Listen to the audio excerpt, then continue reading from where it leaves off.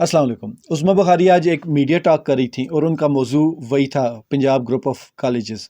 जिस तरह उनके साथ इनकी आजकल टसल चल रही है स्टूडेंट्स के साथ, तो आज उन्होंने कहा कि ये 9 मई 2 है। तो जिस तरह 9 मई में तोड़ फोड़ की गई और चीज़ें इमलाक को नुकसान पहुंचाया गया, इसी तरह स्टूडेंट्स ने भी वैसे ही किया और बहुत सारे लैपटॉप और डेस्कटॉप ये उठा कर ले गए, चोरी करके ले गए। तो बहुत मतलब हालात ख़राब हैं और वालिदैन थानों के बाहर लाइनों में खड़े हुए हैं और अपने बच्चों के लिए बहुत ज़्यादा फ़िक्रमंद हैं। तो वालिदैन से ये कहना चाहूँगी कि उनको पहले सोचना चाहिए था कि आपके बच्चे किस तरफ जा रहे हैं। फिर उन्होंने ये दुआई दी कि पाकिस्तानी बच्चों को ये क्या कर दिया गया, ऐसे तो ना थे हमारे बच्चे, ऐसे तो ना था हमारा मुल्क, तो इस मुल्क को क्या कर दिया गया। बल्कि उन्होंने, वो कहते हैं ना कि ज़ुबान से सच निकल जाता है, उन्होंने कहा कि हमने ये क्या कर दिया अपनी नस्ल के साथ। तो ये बात उनकी ठीक है। इन लोगों ने अपनी नस्ल के साथ ये किया कि अपनी नस्ल को सबसे जो पहला सबक दिया वो ये था कि आपकी जेब में अगर पैसा हो तो पाकिस्तान में दुनिया का हर काम हो सकता है। दूसरा सबक इन्होंने अपनी कौम को ये दिया कि आपको अगर पैसा मिल रहा हो, डॉलर मिल रहे हो, तो आप अपनी इज़्ज़त भी बेच सकते हैं, आप अपने पाकिस्तानियों को भी दूसरे ममालिक के हवाले कर सकते हैं।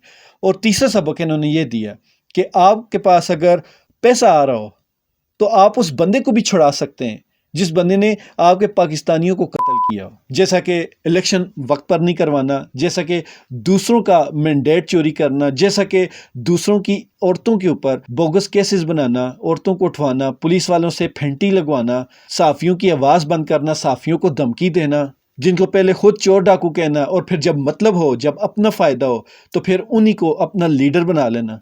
अपने यूट्यूब चैनल पर दूसरों की औरतों, दूसरों के घर की औरतों के बारे में लान तान करना, उनके ऊपर ज़ुबानी जुमले कसना, उनके बेडरूम्स तक की बातें करना, मुल्क की इदारों को बेचना, मुल्क के जो वसाइल हैं उनके ऊपर काबिज़ होना, उन वसाइल से फ़ायदा उठाना, उन वसाइल से गरीब आवाम को दूर रखना, गरीब आवाम की 2 वक्त की रोटी छीनना, गरीब आवाम के ऊपर महंगाई का सैलाब लेके आना और उसका दिफा भी करना, पाकिस्तान के कौमी इदारों को पहले तबाह करना फिर उनको बेचना। तो बहुत सारी ऐसी चीज़ें हैं जो वाकई आप लोगों ने इस कौम को सिखाई हैं।